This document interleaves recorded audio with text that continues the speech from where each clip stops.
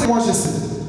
Le diable, premièrement, cherche à détourner le cœur de la personne qui se confie en Dieu afin de le faire dévier de sa bénédiction ou de ce que Dieu a déjà prévu pour lui. La première des choses, le diable est en train, il vient auprès de nous pour nous pousser à désobéir à notre Dieu et à être infidèles devant notre Dieu. Amen. La Bible me dit que fuyez l'impudicité et résister au diable. Et nous pouvons résister le diable, c'est seulement par l'obéissance et la fidélité envers notre Dieu.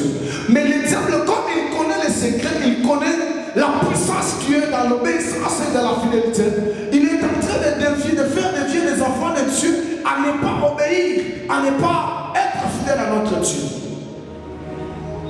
Nous les voyons dans nos églises, nous les voyons dans nos départements. Lorsque quelqu'un est possédé par les diables, premièrement, la première des choses, il ne va pas obéir à tous les ordres qu'on va les donner. Deuxièmement, la personne ne sera pas fidèle à la parole de Dieu. Et quand le diable fait cela, il est tellement content. Et l'objectif du diable reste toujours le même. Le diable cherche à détourner les cœurs de sa victime pour ne pas recevoir tout ce que Dieu a déjà prévu pour eux. Mais ces trois personnes, ils avaient compris que comme le diable est venu nous tenter, il veut à ce que nous puissions désobéir à notre Dieu, que nous puissions être infidèles à notre Dieu afin d'adorer ces statues qu'on a élevées. Alléluia. Bien-aimé, ce soir, je suis venu te parler. Ne sois pas désobéissant devant ton Dieu à cause de, je dirais, d'une situation qui t'a mis, je ne sais pas, dans la prison ou dans une condamnation. Tu n'as plus de choses à faire, tu n'as plus d'autres options à choisir. Mais tu t'es dit, je peux céder pour que cette personne puisse me donner la liberté. Je vais dire à une personne ce soir, ne cède pas, peu importe la tentation du diable. Il ne faut pas céder. Si tu connais la capacité de ton Dieu, tu ne dois pas céder. Alléluia. Le diable sait qu'il y a une puissance dans l'obéissance et dans l'humilité. Car on peut résister au diable seulement si nous sommes obéissants à Dieu. Seulement si nous sommes fidèles à notre Dieu. Et Dieu, en connaissant cela, il veut détourner le cœur des gens à ne pas suivre les instructions ou à ne pas avoir les intérêts qui les ont déjà préparés par Dieu. Alléluia. La troisième des choses, le diable, premièrement, ne connaît pas les pensées de l'homme.